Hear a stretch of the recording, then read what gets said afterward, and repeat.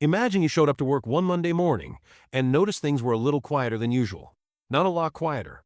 Just one or two fewer people. Then the week after, a few more desks were empty. Nobody got fired. Nobody got a dramatic exit.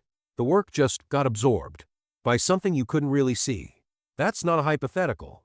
That is what is happening right now at companies across the world, and most of the people affected didn't even know what hit them until it already had.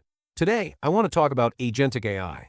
And before you switch off because that sounds like a tech buzzword you don't need to care about, I promise you, by the end of this video, you'll understand exactly what it is, why it matters to your life and your career, and what you can actually do about it. Because this isn't something that's coming in 10 years.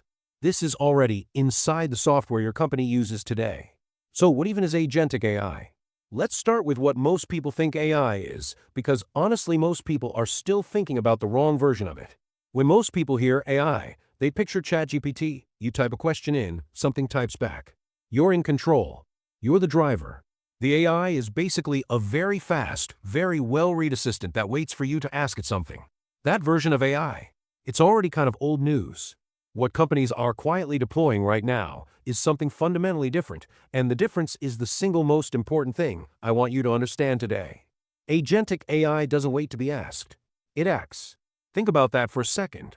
Older AI was like Google, passive, reactive, waiting for your search.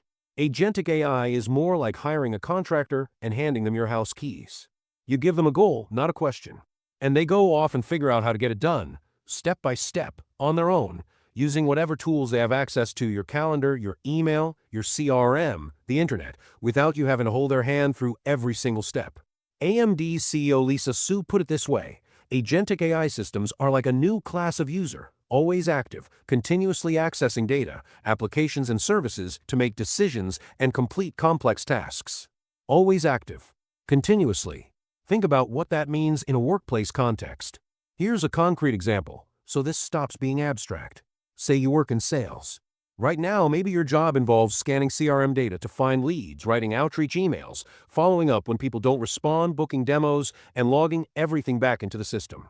That workflow, the thing that takes up a big chunk of your week, can now be handled end-to-end by an agentic AI system. It identifies the leads, writes the personalized emails, replies to follow-ups, and books the demos. No human intervention required. And this isn't some futuristic pilot program. McKinsey has reported that banks deploying agentic AI for certain compliance workflows are seeing productivity gains of between 200% and 2,000%. 2,000%.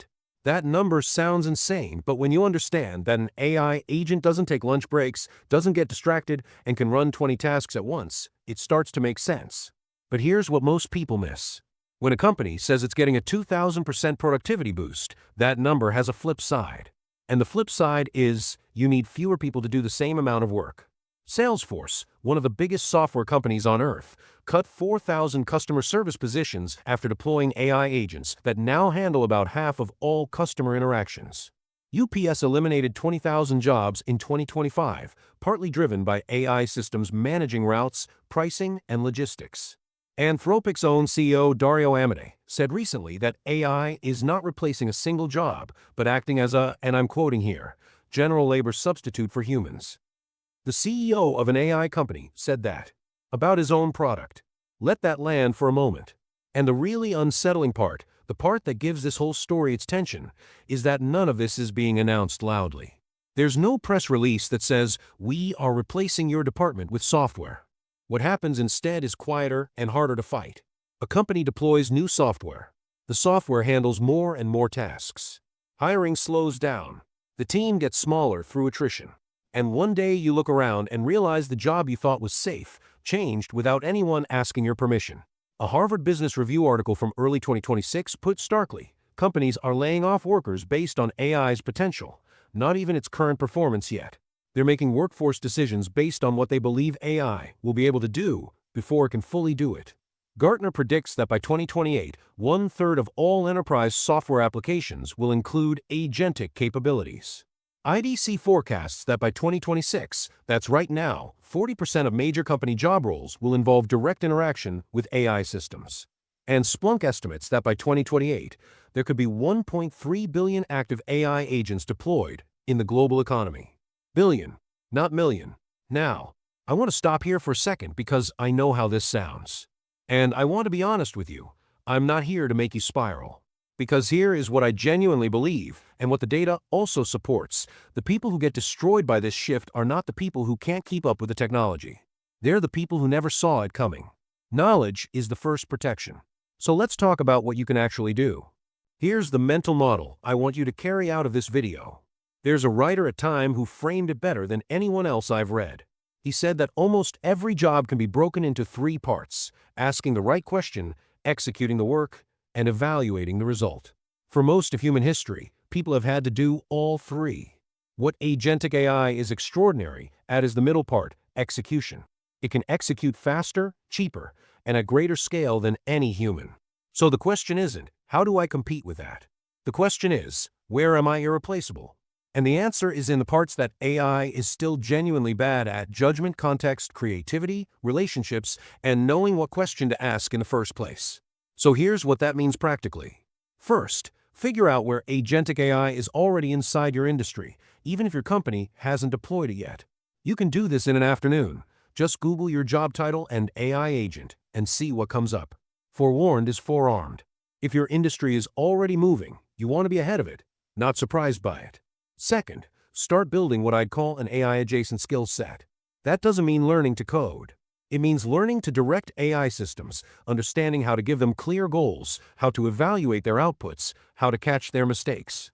The people who will thrive in Agentic AI world are the ones who know how to be good bosses to AI systems. Think of it like managing a team member who's incredibly fast, but occasionally confidently wrong. Your value is your judgment, your oversight, your ability to know when the output is good and when it needs to go back. Third, take the skills audit seriously. The World Economic Forum's Future of Jobs report found that nearly 40% of current skill sets will be overhauled or outdated by 2030. That's 5 years away. That's not a distant problem. If your skills are heavily concentrated in repetitive, process-driven work, data entry, basic analysis, templated communication, start cross-training now. Not because you're doomed, but because you have a window that won't stay open forever. And fourth, and maybe most importantly, start paying attention to what's happening inside your own company. Are tools being introduced quietly? Is hiring in your department slowing down? Are workflows being automated without much fanfare? Ask your manager what the AI roadmap looks like. Not in a paranoid way, in a curious, engaged way. The people who shape how AI gets integrated into their teams are a lot safer than the people who just find out about it after the fact. Here's where I want to leave you. A few years from now, there will be 2 kinds of workers looking back at this moment. The ones who say, I saw this coming and I positioned myself for it. And the ones who say, I had no idea. That's literally what this channel is for, to be the thing that means you never have to be in the second group. You don't need to panic. You don't need to become an AI engineer. You just need to understand the game that's already being played and decide to be a player in it rather than a piece on the board. If you want to go deeper on this, I'm going to do a follow-up video specifically on which jobs are most at risk, which ones are surprisingly safe, and what the transition into AI-adjacent roles actually looks like in practice. Let me know in the comments, does your job already feel the pressure from AI, or does it still feel pretty untouched?